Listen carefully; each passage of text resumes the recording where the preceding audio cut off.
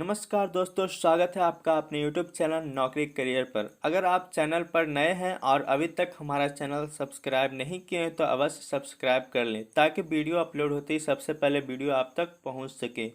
आज की एपिसोड का हमारा पहला पॉइंट है, केंद्र सरकार ने हाल ही में स्कूली शिक्षा पर देश भर के सभी राज्यों और केंद्र शासित प्रदेश की निष्पादन सूचकांक ग्रेडिंग PGI 2020-21 इंडेक्स जारी किया। इस निष्पादन सूचकांक में दिल्ली को देश भर में मिला 34वां स्थान। यह जो निष्पादन सूचकांक होता है वह 5 बिंदुओं के आधार पर जारी किया जाता है।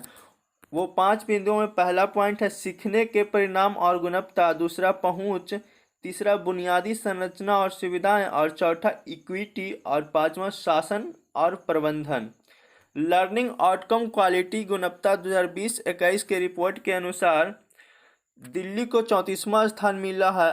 और अंक की बात करें तो दिल्ली को अंक में 124, यह जो अंक होता है वो टोटल 180 अंक का होता है, जिसमें दिल्ली को 124, बिहार को 140 और यूपी को 132 अंक मिला है। हमारा अगला पॉइंट है, सुप्रीम कोर्ट ने कर्मचारी भविष्य निधि योजना 2014 को ठहराया सही। पेंशन का निर्धारण 15,000 रुपये मासिक के हिसाब से ही होगा। केंद्रीय श्रम और रोजगार मंत्रालय ने 22 अगस्त 2014 को कर्मचारी भविष्य निधि संशोधन योजना 2014 की अधिसूचना जारी की थी।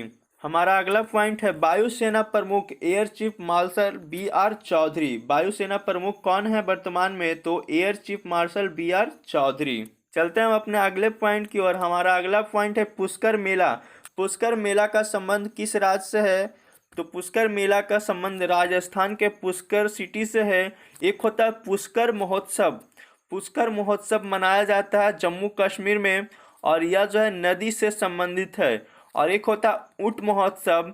ऊंट महोत्सव का संबंध राजस्थान के बीकानेर से है।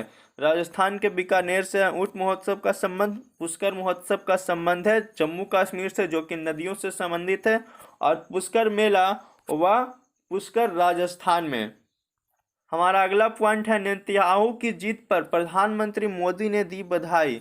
दक्षिणपंथी पूर्व प्रधानमंत्री बेंजामिन नेतन्याहू के गठबंधन ने 64 सीटें से जीतकर बहुमत हासिल की, और प्रधानमंत्री के रूप में नेतन्याहू एक बार फिर से शपथ ग्रहण किए। नेतन्याहू के पार्टी का नाम है लिक्विड पार्टी। कौन सा पार्टी?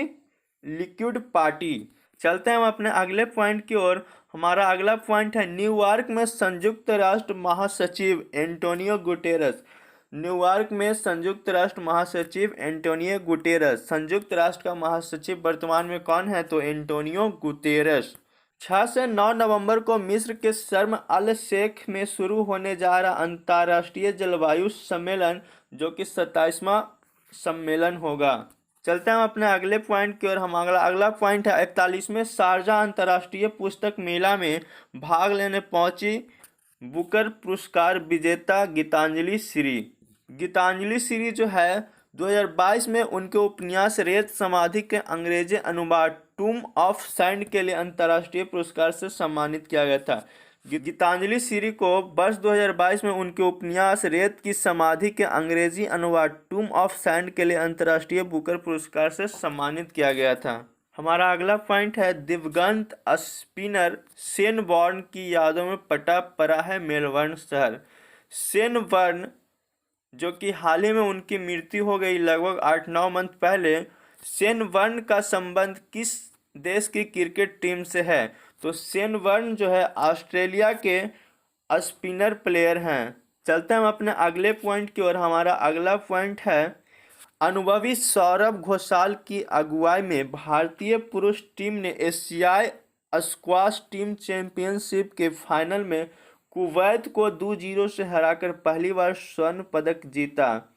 बहुत ही इम्पोर्टेंट क्वेश्चन है, सौरभ घोषाल की अगुवाई में भारतीय पुरुष टीम ने एशियाई स्क्वाश टीम चैंपियनशिप में फाइनल में कुवैत को हराकर पहली बार स्वर्ण पदक जीता।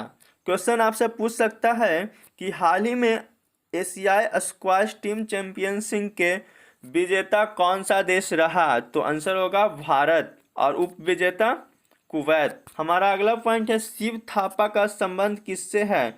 तो शिव थापा जो है एक मुक्केबाज हैं और इसका संबंध मुक्केबाजी से। चलते हैं हम अपने अगले पॉइंट की ओर। हमारा अगला पॉइंट है बेल्जियम नीदरलैंड्स में होगा 2026 हॉकी विश्व कप। 2026 महिला और पुरुष हॉकी विश्व कप बेल्जियम और नीदरलैंड्स की सह मेजबानी में खेला जाएगा।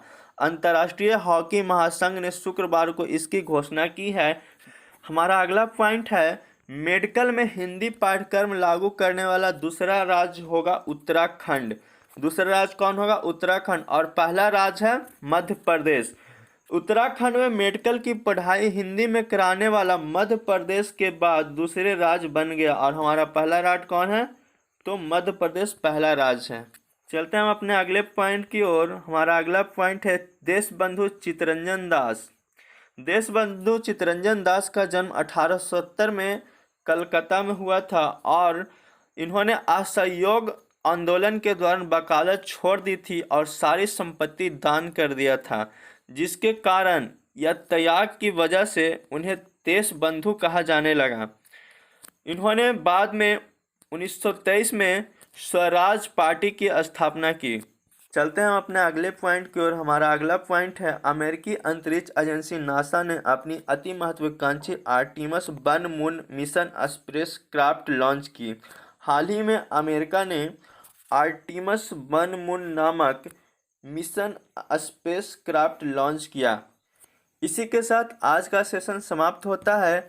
करेंट अफेयर्स एपिसोड की एमसीक्यू प्रैक्टिस सीरीज हमारे टेलीग्राम चैनल नौकरी करियर पर अवेलेबल करा दिया गया है। अगर आप एमसीक्यू करेंट अफेयर्स प्रैक्टिस करना चाहते हैं तो डिस्क्रिप्शन में दिए गए लिंक को ज्वाइन करें। धन्यवाद।